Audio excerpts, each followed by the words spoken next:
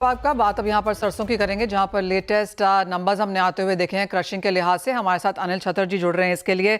अनिल जी नमस्कार। जो latest report आपने हमारे साथ शेयर की है उसके लिहाज से 1 अक्टूबर को 46 लाख टन यहाँ पर सरसों बैलेंस है।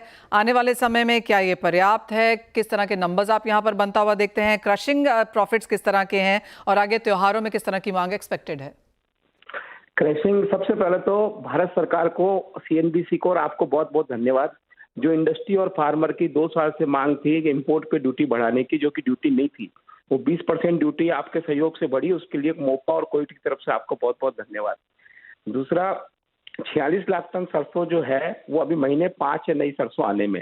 7-8 लाख टन महीने से ज्यादा की क्रशिंग अब सामने हो नहीं पाएगी। तो मेरे को लगता है कि ये सरसों कहीं कम नहीं रहेगी और इस सरसों से काम चल जाएगा। हो सकता है कि 10-15 दिन सोइंग इस बार लेट हो और क्रॉप 10-15 दिन लेट आवे, लेकिन 46 लाख टन सरसों आने वाले सीजन तक पर्याप्त है। साथ ही साथ अनिल जी, एजेंसीज के पास यहाँ पर काफी सरसों है, एक्सपेक्टेशन है कि वो भी यहाँ पर इसे बाजार में लेकर आएंगे। उनकी सप्लाईज का क्या इम्पैक्ट पड़ता हुआ देखेंगे आप? देखो, पिछले 1.5-2 महीने से भारत सरकार की एजेंसी नाफेड, हाफेड, एचएसडब्ल्यूसी माल बेच रही है और उनकी सप्लाई बराबर चालू है मार्केट में। जैसी डिमांड है साथ साथ में उनकी सप्लाई है। आने वाले अभी 1 महीने में, पिछले महीने डिमांड भी अच्छी थी, इंपोर्ट पे ड्यूटी भी बढ़ी थी, विदेशों में तेजी भी आई थी, उस वजह से मार्केट बढ़ा। लेकिन अभी सब चीज कंट्रोल में है। अभी नाफेड की सप्लाई भी है, हाफेड की सप्लाई भी है, एचएसडब्ल्यूसी की भी सप्लाई है। साथ में बड़ी सोयाबीन की क्रॉप की आमदनी 10 दिन बाद में चालू हो जाएगी। ग्राउंडनट की आमदनी चालू हो जाएगी। जो किसानों के पास मस्टर्ड है 18 लाख टन, उसकी आमदनी भी सोइंग के समय बाहर निकल के आने वाली है। तो मेरे को ऐसे लगता है कि डिमांड और सप्लाई की पूर्ति होती रहेगी, माल बराबर मिलेगा, क्रशिंग मार्जिन रहेगा और बाजार में तेल की अवेलेबिलिटी रहेगी। और इस भाव में कहीं पे भी कोई ऐसा अनएक्सपेक्टेड कोई तेजी मद्दी होने वाली इसमें नजर नहीं आती है।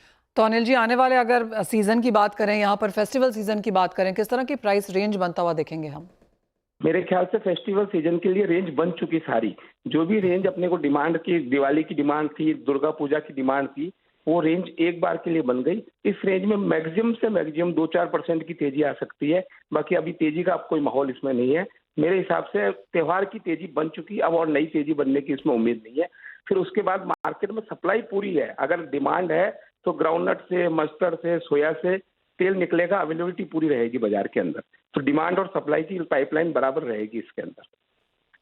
ऑल राइट, तो वहाँ पे माफ़ कीजिए, चिंता की बात नहीं है। 2 से 4% की तेज़ी आ सकती है। अनिल जी यहाँ पर गिरावट की बात नहीं कर रहे हैं, लेकिन मोटा मोटी यहाँ पर एक रेंज बढ़ चुकी है जहाँ तक सरसों की बात है। अनिल जी, बहुत शुक्रिया साथ जुड़ने के लिए, उन तमाम डिटेल्स के लिए भी। नियर सरसों में हम यहाँ पर क्या बनता हुआ देख रहे हैं।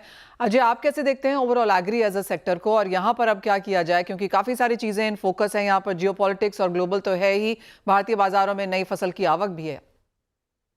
बिल्कुल, मुझे मुझे लगता है कि हमने अब तक मानसून को लेके जो चिंताएं थी वो काफी हद तक कम हुई है। अभी हम देख रहे हैं कि स्टेबिलिटी है। बट पूरे एग्री पैक के अंदर आज हमने सभी जगह पे गिरावट देखी। खास करके सबसे पहले गवार गम की अगर हम बात करें तो यहाँ पे एक अच्छी खासी रैली के बाद हमने सितंबर मंथ की जो क्लोजिंग हम बार बार कहते थे कि 5650 के ऊपर जाएगा तो मार्केट में एक बड़ा ट्रिगर आएगा। तो हमने देखा कि प्राइजेस में एक अच्छी खासी रैली अब बनी है और प्राइजेस 5700 के ऊपर अच्छे से होल्ड कर रहा है। गिवन दैट के सप्लाई साइड में कोई मेजर अपसाइड नहीं है और कैरी ओवर स्टॉक में भी धीरे धीरे ड्रॉप है। मीडियम टर्म के लिए मुझे लगता है गवार सीड गवार गम दोनों ही अच्छा रहेगा। एक यूएस के रिग काउंट्स बढ़े हैं जिसकी वजह से गवार गम में सपोर्ट मिला है जो आगे भी आता हुआ दिखाई देगा। तो मुझे लगता है कि गवार सीड के अंदर 5700 के करीब लेके चलिए, 5620 का स्टॉप लॉस रखिए, 5850 का टारगेट रहेगा। गवार गम ज्यादा प्रिसीड करता हुआ दिखाई देगा क्योंकि रेशियो में पॉजिटिविटी है। 11550 तक लेके चलिए, 11200 का स्टॉप लॉस लगाइए, 12000 तक का टारगेट रहेगा। वहीं मसालों की अगर बात करें तो हल्दी में नए कॉन्ट्रैक्ट के बाद हमने गिरावट जरूर देखी है, बट जिस ढंग से इस बार सोइंग में थोड़ी सी बढ़ोतरी उसी का ये फॉल बैक है, बट लोअर लेवल पे बाइंग वापस लौटती हुई दिखाई देगी। तो हल्दी के अंदर भी 11550 पे लेना चाहिए, 11300 का स्टॉप लॉस रखिए, 14000 का टारगेट रहेगा।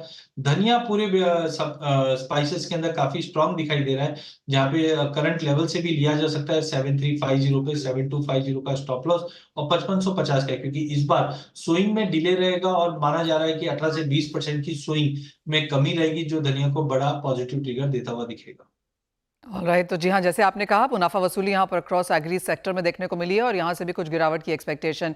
बहुत शुक्रिया अजय जी साथ